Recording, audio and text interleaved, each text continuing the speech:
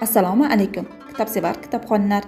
Ohangaron shahar axborot kutubxona markazi aqlli zukko bolajonlar uchun o'zbek xalq ertaklaridan Odil Hokim nomli kitobini o'qishni tavsiya etadi.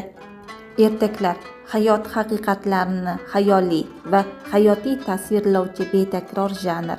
O'zbek xalq ertaklari ham xalqning orzu-umidlari va kundalik hayot haqiqatlari bilan uyg'unlikda yaralgan. Shu jihati bilan u kattalarga ham, kichik yoshdagi bolalarga ham birdek yoqimli va qiziqarlidir. Ushbu kitobdagi ertaklar farzandlarimizning odob axloqi barkamol bo'lib ulg'ayishlari uchun beradigan mavzularga xosdir.